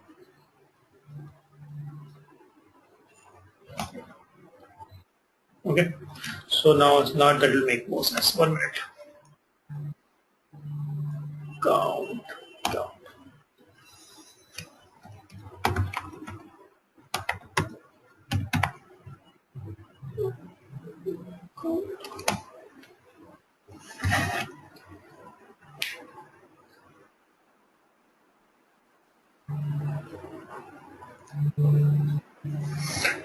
So see, daily it had loaded only two columns on the daily file, the stock exchange and the stock name.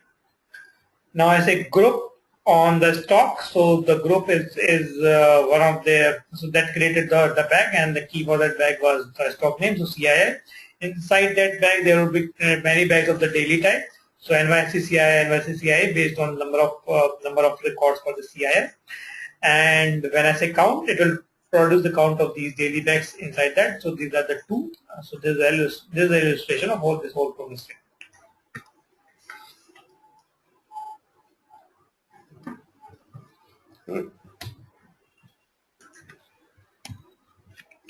Order by Pretty easy, pretty simple. Order by order daily by so and so. So this will order your data based on the format which I want to do.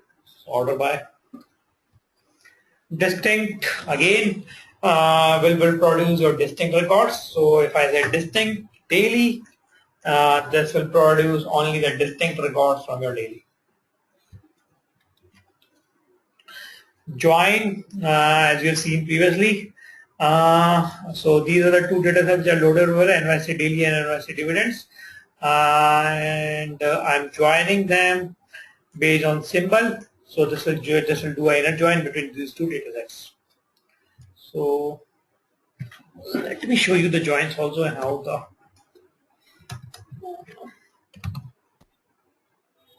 And you will be sharing these pig files also, right? Like everything is shared to you. If you look into the project which I've shared to you previously, the code set, it has a folder called pig and all these files are there. Okay. Just give me a sec. The battery is going down. Let me put on the battery.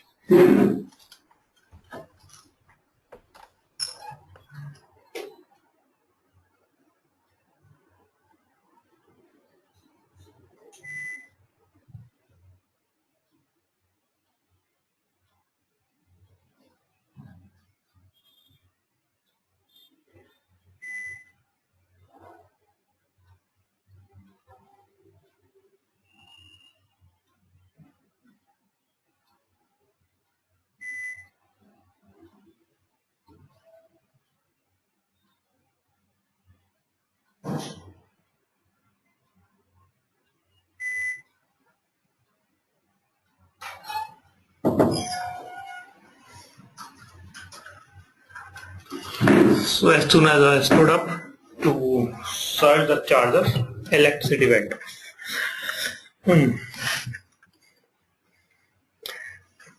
So I was showing you the join. So I'll put on the charger in a minute when the electricity is back. Cat join. Okay. So I've loaded this daily and I've loaded this dividends. So let me load them. So it's loading up a minute.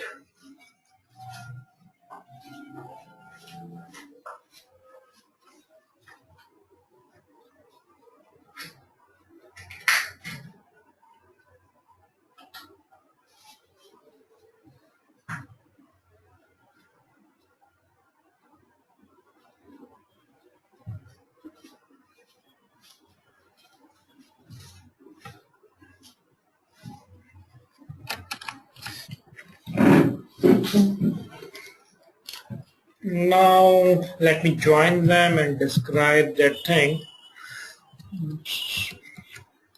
Sorry. Now let me describe the join part. Right.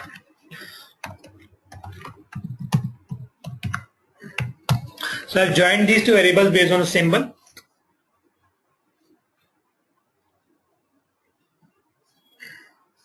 So I'm just trying to show you how the derived variables looked inside the join variable. Okay, so this was my daily, this was my divs, which these are the two variables which I've created up, and daily has exchange symbol so and so, divs has exchange symbol, date and dividends, dividend related data, the stock related data. When I join them based on the stock symbol, the derived variables or could be named like this. So exchange is coming from daily, so daily double colon exchange, daily double colon symbol, daily double colon date, and divs double colon symbol, divs double colon date. So this is how your derived variables would be referred inside your joined variable. When I join something, your columns are created or your variables are data types inside your variable are created up based on the input data types, and this is how they would be referred up. So if I have to dump something, so if I have to say A is equals to for each JND, GNE id generate. I have to just find out daily exchange. So I say daily exchange. So it will generate only the daily exchange. And now I say A is equals to dist I, sorry, B is equals to distinct A. So it will just generate a distinct exchange variable that will be nothing but NYC.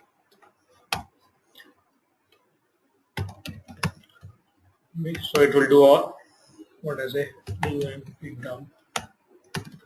So it will just do all the browsing and will dump the thing for me. So this is how you do refer the variables inside the join things. So here I'm joining on 2 criteria rather than 1. So I'm joining on 2 keys, symbol comma date, symbol comma date. So that was our inner join by default, but we can apply outer joins. So here I'm saying left outer join. Similar way I can do a full outer or right outer join also. So here I am doing multiple joins and on the go. So these are the 3 variables I have created up. I am joining all the 3 variables in a single line: A by X, B by U, C by E. So this is how I can do multiple joins at the go. Limit, nothing, limit your number of records. So I loaded this variable and I say first 10, so limit divs by 10. So in that case only 10 rows are limited up to do some query or do some debugging on the data. Okay, parallel. So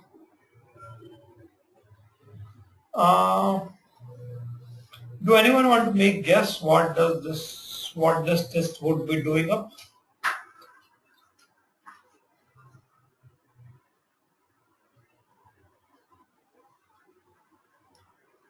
So there are few things which I highlight on this slide. Can anyone take a guess? So what are these saying? Why it's only on this side? What it is doing up and things like that.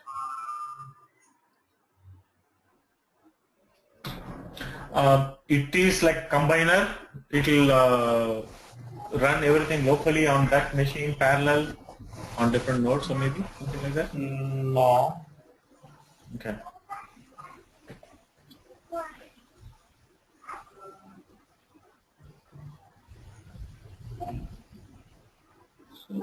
I hope everyone remembers we can define the number of reducers, we can configure the number of reducers, but we can't configure the number of mappers that define on the number of splits, right? So here there is the same concept over here. If I have to define the number of reducers which I want to run on my data set, so I can use parallel for that. So I can say parallel 10 like I said over here. So that will create number of 10 reducers. Now I can't apply parallel, I can't operate or I can't apply parallel variable on the operations which are running on the mapper side. Because on the mapper side the reducers are not getting created. Some of the operators are running on the mapper side, some of the operators are running on the reducer side. So I hope you can understand by the keywords itself, the keywords which are shown on this slide, group, order, distinct, join, these are the operators which are running on the reducer side. So parallel can be applied on these variables, it cannot be applied on the variables because some of the operators are explicitly on the mapper side only. So group by, limit, these are the things which run on the reducer side. So parallel can be applied on those things. So here I can define the number of reducers which should be created for me rather than pick or MapReduce framework deciding the number of reducers based on the data for me.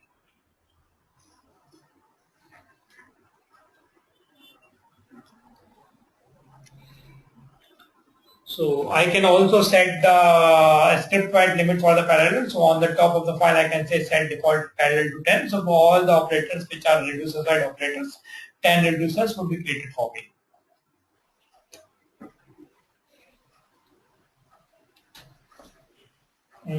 So I did not talk about this complex test, right? Okay. Okay. Now I'll go to that complex data. Before that, let's look at this flatten, and then I'll go to that complex. And I forgot to for that part. So flatten is nothing but is reverse of a group by. I can do a flatten on my data, reverse of my group by. So this is what I have loaded up, and I say flatten position. So it will, what group I was doing, it will do a reverse of that. So it will generate n number of rows for each bag inside this position. Before that, let me show you some of the complex data types, and then I'll come back to this flatten. I have not shown you those complex bags and other things. Let's keep on running. Let it run. So, let's,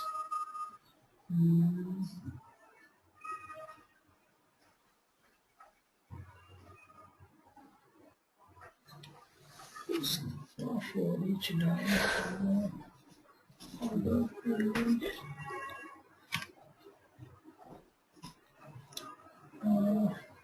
where is the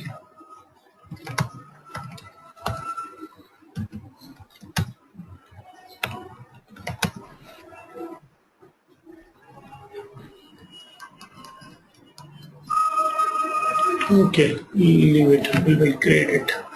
Wait, so let me show you the file first.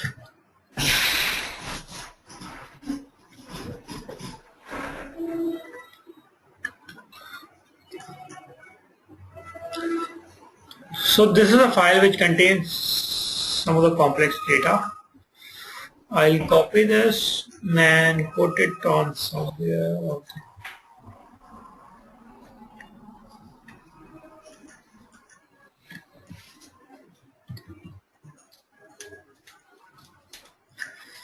This is my file which contains the name of the user. So there I've just copied one row from this file. Similarly for the other rows.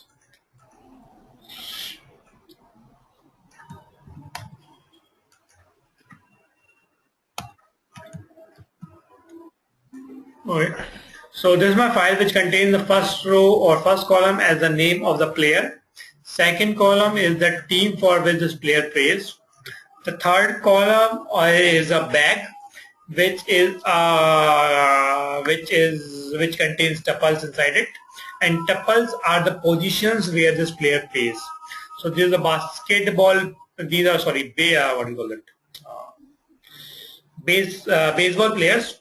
So the positions on which these players are playing up. So catcher and designated hitter. These are the two positions on which this George plays.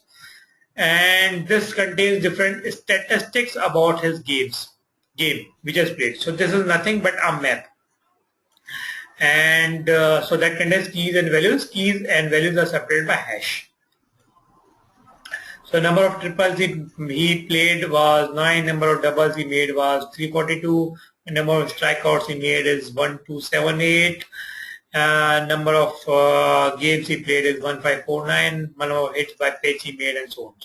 So these are statistics about this player. This is a team for which he plays. There's a position. So there's a bag inside which we contain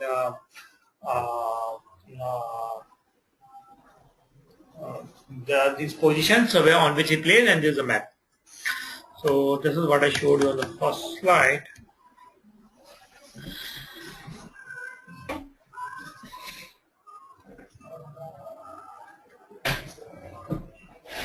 And this is how when you group your data, that is what it becomes. So tuple and the bag which I showed you over there, and when you group your data, that also creates your bags also. Inside that there were tuples, if you remember the daily types. So similarly, this is a complex data, and we have to load it. I was just looking at if I have the code ready, otherwise I have to write it. Somewhere it would be.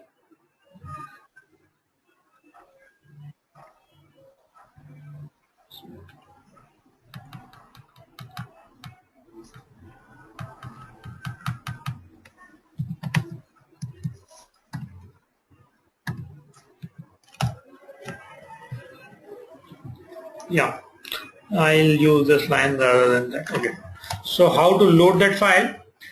I say file name as char array, team as char array, position is of type bag, which contains tuple of type char array, and then I have a map which I give as a name bag, and my file is loaded for me.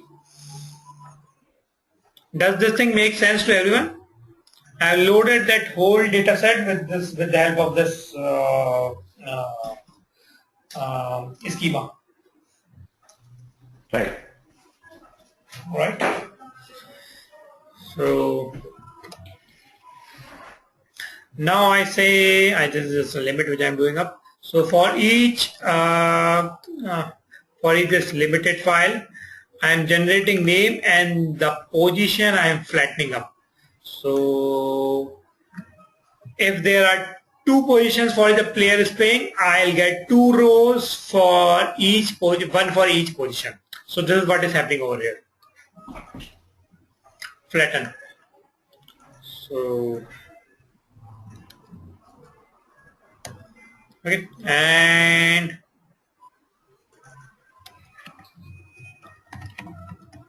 No, you did not create the small p, right? So you have to create a small p. Okay.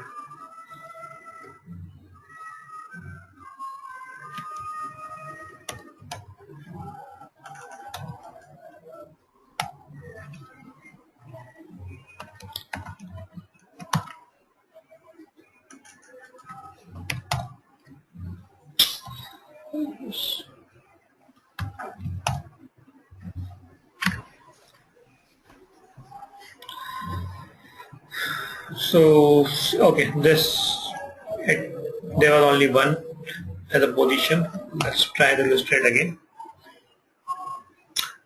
Again, there is only one position.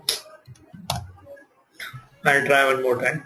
Okay, not a problem. So it's taking only one position. But for each position, it will generate the rows for you in the flattened part. And then what I'm doing is I'm again grouping that, so that will again generate the same thing. So this is how this is your flatten. How you use a flatten, and that. So are you able to understand this now? This bag and tuple, right? Yes. And the maps are separated by keys and values are separated by hash. So if I have to generate over here, say if I have to find out the games played by different players, so what I'll say is in the courts games, something like this.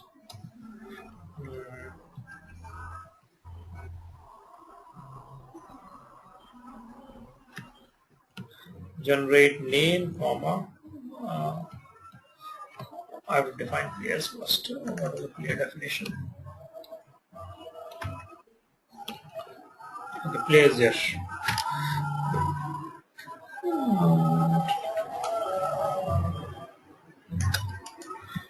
So name, comma, bat, and say games. How we give it? I also don't. Well, I think.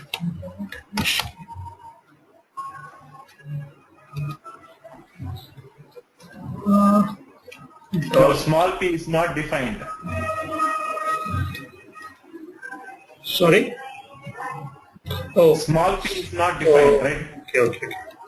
You have to use players. Okay. And bat games.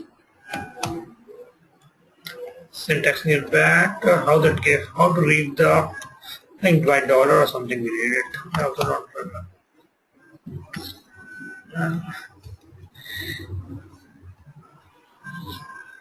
With the hash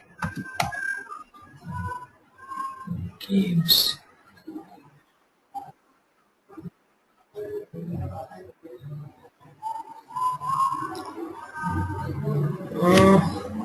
How to read the value of the map? I'll just cross check in a minute. This is how basically you can read the map value. I'll just what is the how to read it. I'll just cross check in a minute. and then you can Curly uses maybe? Curly brace? no, that is a bag. No, I'll just cross check. I'm just missing that part. I'll just cross check in a minute. And this is how basically you can read the map values also. How that is, how what is the delimiter used over there? I'll just tell you in a minute. I'll just cross check. I'm forgetting that part. So, But for each row, you might have n number of map values, right? Like a name can have no. like 10 entries in the map. We have key values. Map is just a key value. So for there will be a single key. No, I think you were selecting from the players, right? I'm selecting from the bets. I'm selecting from the bet. So a bet is has different betting statistics.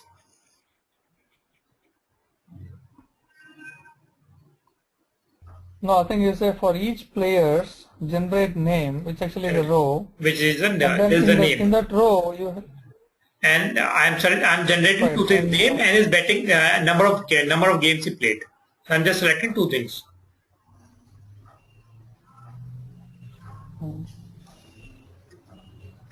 Getting it? So it's something like this. I'll just cross check how that is.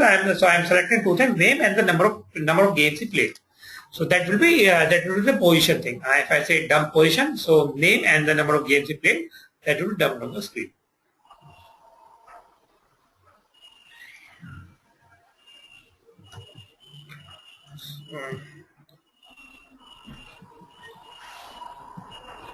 Oh, you're printing out all the map values for that particular person.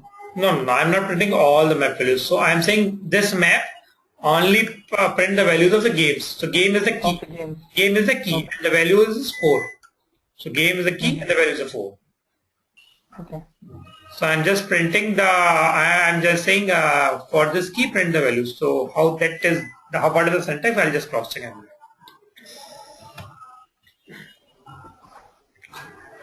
So then you can create a UDF. Either you can create in Java or in any other scripting language. So in Java you can create something like this. This is a package. This is your class name, which is extended eval function, and you have to create a function called execute.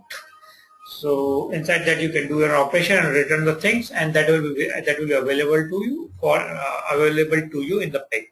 So create a jar of this thing, and once you create a jar,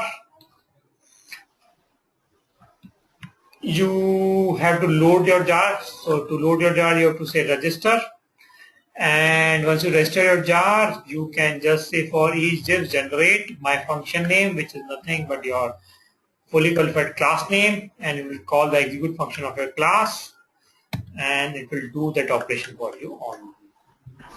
So this is basically input of your execute function. So and the return will whatever is returned by this function would be returned over here.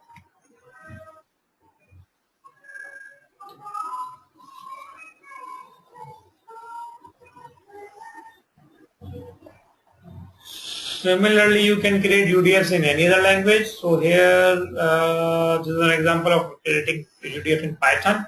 So I am registering the Python file using JPython is something which I am also not aware of, but this JPython is really required to load the Python functions. And I have given this name as something volUDF, and hash is okay. Hash and then in the quotes. Okay, hash and then in the quotes. So hash and then in the quotes. Yes. So now the name and the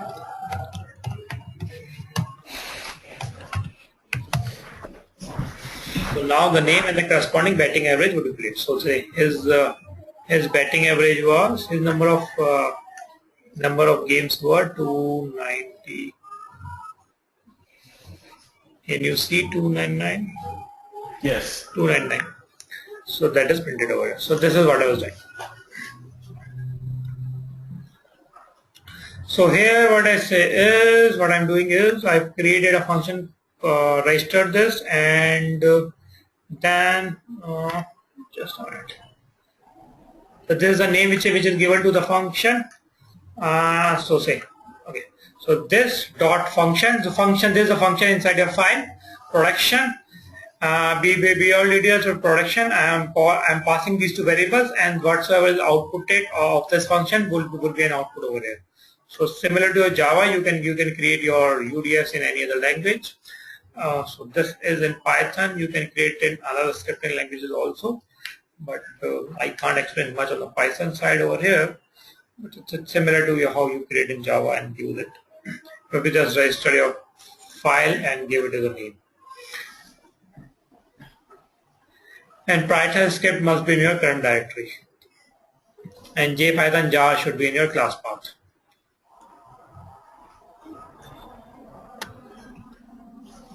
So the summary. So basically, this is highly used to when you create your data pipelines rather than creating your job chains. If you have to create your big job chains and MapReduce, it's very much helpful for you if you have to create your big data pipelines. And if you have to use dynamic schemas or on the fly schema basically helps you to process your unstructured data pretty fast.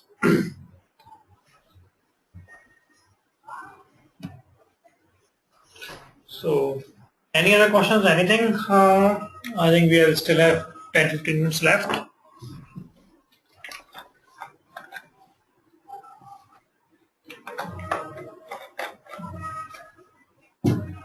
So, do you want to look at the problem statement? We have 10-15 minutes. Let's look at the problem statement. I'll just share with you on the drive.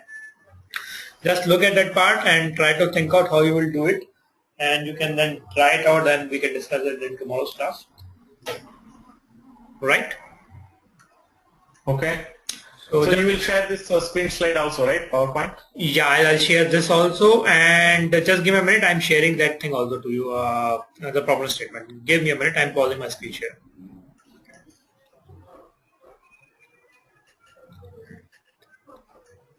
So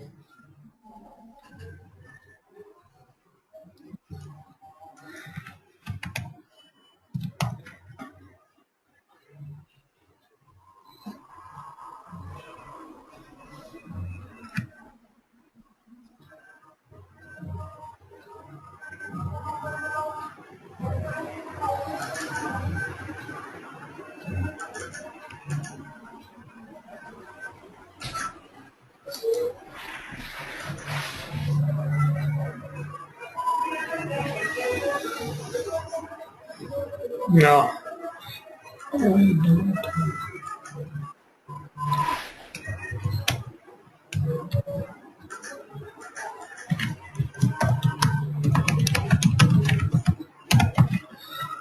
So just check your Gmails. I've shared the pig exercise. Have a look on that thing by the time I'm sharing the PPT.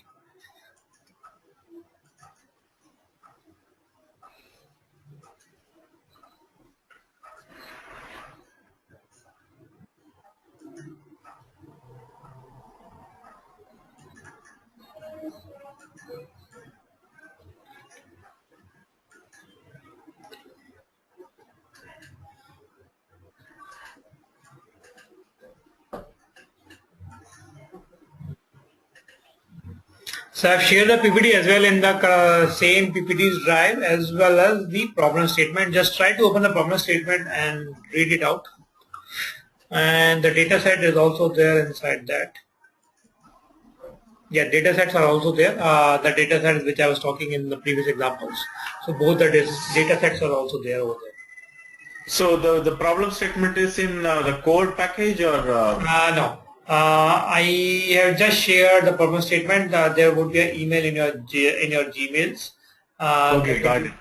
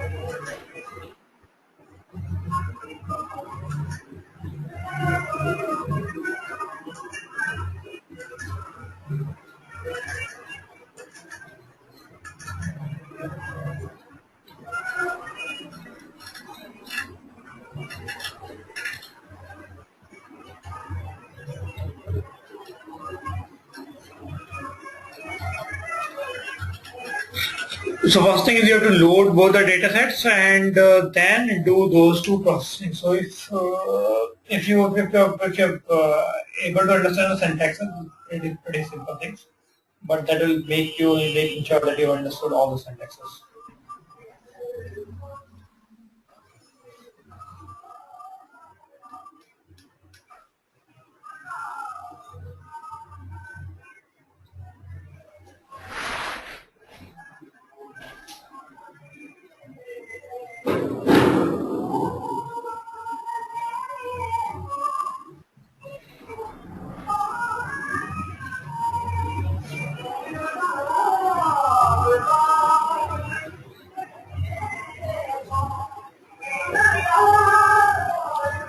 Switch off the radio, please.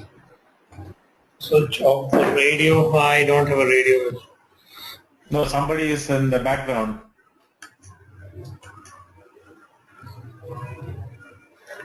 Yeah, I think it's running somewhere nearby.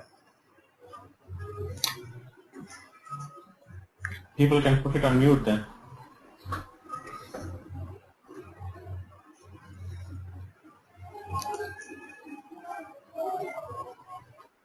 Must be coming from India, I guess. Yeah, it's running somewhere here.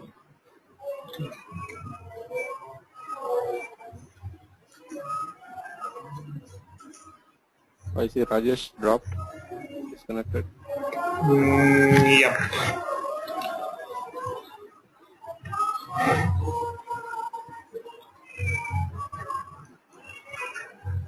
So I hope you have got the PPT also, right?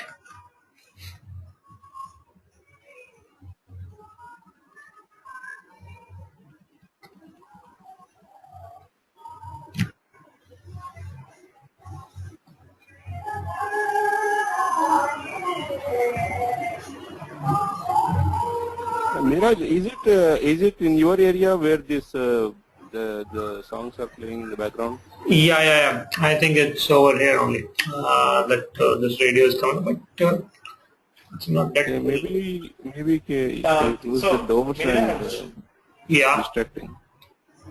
Did you share the PPT as a separate share, or you put it in the same folder like Same PPT folder where I was keep on putting the PPTs. The same PPT folder where all the other PPTs are there.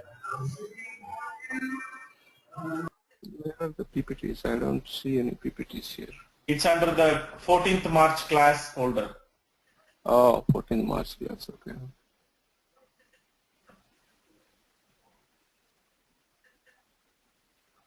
Okay, I got it. So,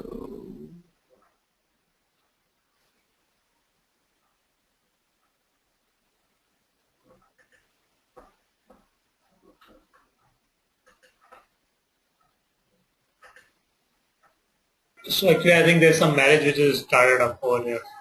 yeah, I see that. So that is creating that noise.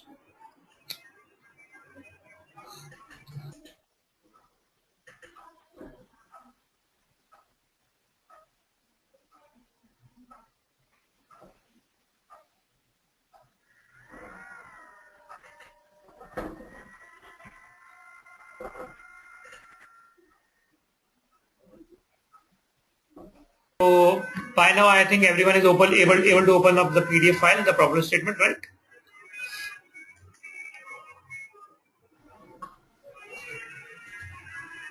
Yes, the exercise PDF. Yeah. So here the same data set which I was showing you in the previous example. So we are just using the same data sets, NYSE dividends and the daily. And there are two statements and one extra statement.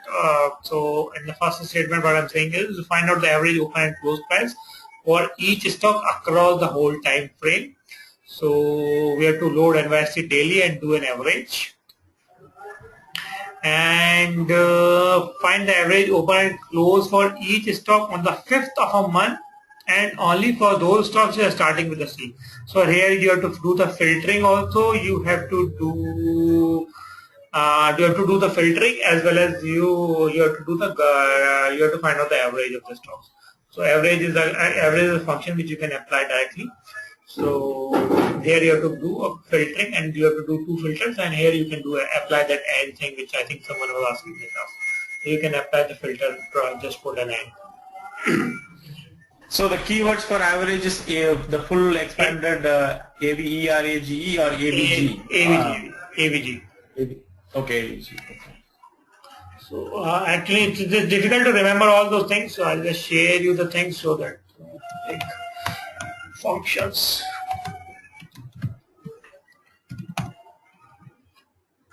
So here you will find a lot of functions, AVG, including the AVG, which is the first function. So this is the site. Here you find all the functions, including the AVG. There is the first function on here.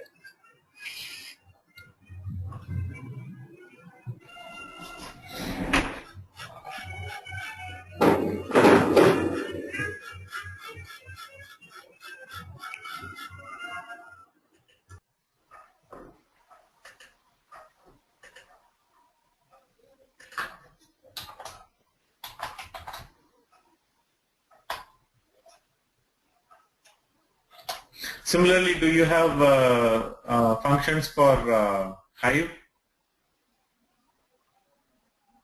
Remember, I have shown you the command called show functions. That will show you all the functions that are inside the Hive, and you have to look at the definition of any function. Just say define the function name, or I'll send you one URL also which defines all the functions. 1 second. That contain all the list of functions.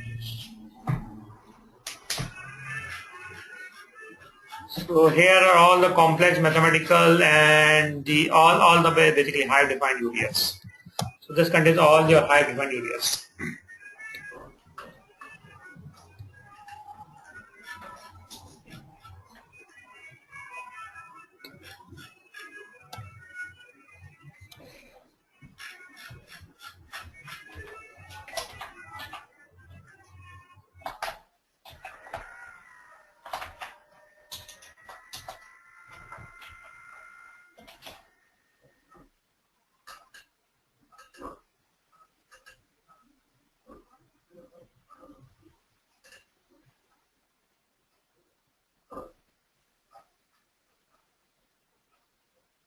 So I think we're done, right, Miraj, for today? I think we have just go and look at the PDF and if you want to try it right now, or you can try it later on, and then we can decide tomorrow.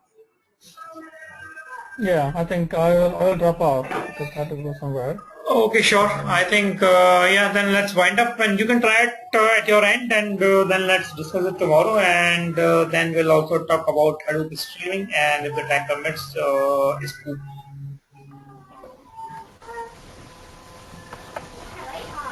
Okay, thanks. Okay, thank you very much for your time, and let's meet tomorrow at the same time. Have a nice day. Bye-bye.